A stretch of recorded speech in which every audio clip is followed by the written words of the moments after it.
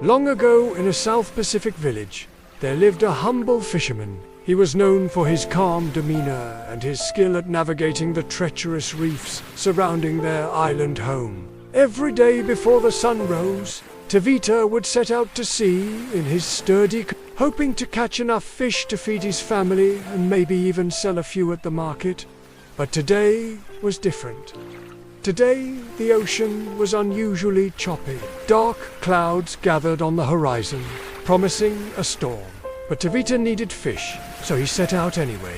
As he paddled further from the safety of the shore, the winds began to whip around him, growing stronger with every stroke of his paddle. Suddenly, a bolt of lightning split the sky and thunder roared like a hungry beast. Waves the size of mountains reared up around him, threatening to swallow his small canoe. Fear tightened its icy fingers around Shon's heart. He wanted to turn back, but pride and stubbornness kept him going forward.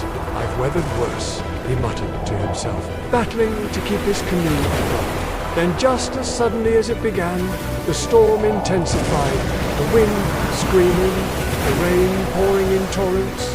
Tevita found himself in the middle of a raging sea.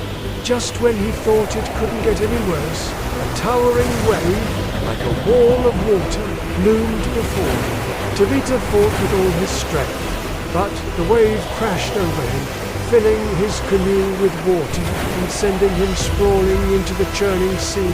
As he struggled to right himself, a flash of lightning illuminated a face inches from his own. A man, soaked and scared, was clinging to a shattered piece of what looked like a boat. The man's eyes were wide with terror. "Help me!" he cried out, his voice barely audible above the storm's roar. For a moment, Tevita hesitated. Helping this stranger meant risking his own life. But the man's desperate plea echoed in his ears. Tevita knew he had to act fast. Summoning every ounce of strength he had left, Tevita managed to scramble onto the floating piece of debris and grab the man by the collar of his shirt. The second the two men made contact, another monstrous wave hit them, causing them to tumble underwater.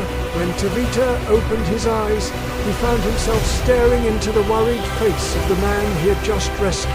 They had both been tossed clear of the wreckage and were now clinging to each other in the churning water. Adrenaline surged through Tevita's veins. Without hesitation, he wrapped his arms around the man and began to swim. "Keep your mouth shut and try to float on your back," Tevita yelled over the wind and rain. The man followed Tevita's instructions, and together they battled against the relentless waves. It felt like hours, but in reality, it was only minutes, until they were finally close enough to shore that Tevita could stand up in the water and wave to land. Dragging the unconscious man with him, Tevita stumbled onto the beach and collapsed. The sound of the receding waves echoing in his ears. Panting heavily, he looked down at the man he had saved. His clothes were torn, and his skin was pale, but he was alive. With a grunt, Tevita dragged the man further up the beach, away from the rising tide. Then, collapsing beside him, he closed his eyes, utterly exhausted. When Tevita opened his eyes again, the first thing he saw was a pair of concerned faces peering down at him. "Tevita, is that you?" one of the villagers asked in disbelief. "What happened? How did you end up here?" Tevita tried to speak, but his throat was hoarse from shouting over the storm. All he could manage was a croak. The villagers, noticing the unconscious man nearby, rushed to help, carrying both Tevita and the mysterious stranger to a hut near the beach. For what seemed like an eternity, Tevita lay in a daze, listening to the murmur of worried voices around him. When he finally regained his senses, he found himself lying on a mat inside the hut, his head throbbing and his body aching. As he sat up, a bowl of fragrant broth was placed in front of him. "Drink this," said a woman with a soothing voice. "It will help ease your pain." As he sipped the warm liquid, Tevita noticed several villagers gathered around him, their faces etched with worry. "Where did I come from?" he rasped, his voice hoarse from exhaustion and salt. You washed ashore after that terrible storm. A man replied, his tone grave. And this, he gestured to the unconscious figure on the other mat. This man was with you. We found him clinging to some wreckage near your canoe. Tevita frowned, trying to piece together what had happened. He remembered the storm, the waves, and the man in the water, but nothing more. Who is he? Tevita asked, his gaze drifting to the motionless figure. We don't know, the woman said, shaking her head. He was found without any identification, and the storm was too fierce for anyone to have seen his face. He was badly injured, but we managed to stabilize him. The fever must have broken. Though, she added, nodding towards the door as the man stirred and opened his eyes. Tevita's heart pounded as the man slowly sat up. The villagers held their breaths, all eyes on the man. With a confused expression, the man looked around, taking in the worried faces of the villagers and the concerned gaze of Tevita. His eyes widened in realization. Where am I? He whispered, his voice raspy. One of the villagers stepped forward. You are in our village.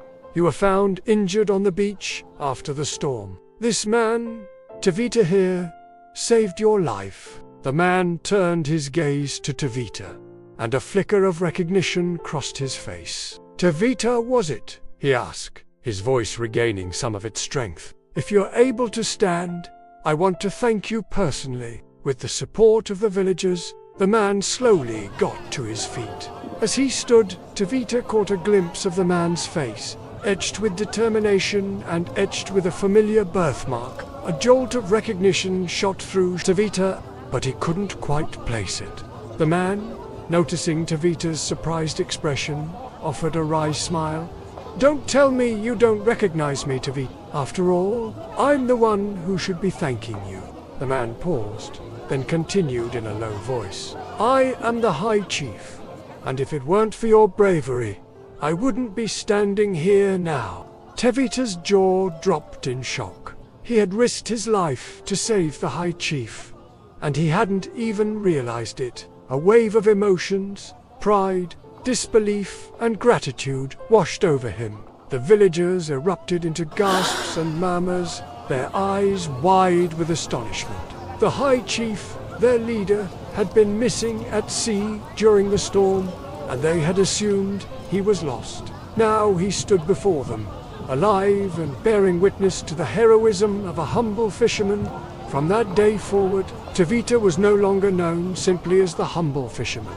He became Tevita the Brave, the man who had saved the High Chief's life. The High Chief, true to his word, rewarded Tevita's bravery, granting him a noble title and ensuring his family's well. But Tevita remained the same, humble and courageous, and whenever the winds of change threatened to shake their village, the people stood tall, remembering the fishermen who had braved the fiercest storm to bring their chief home.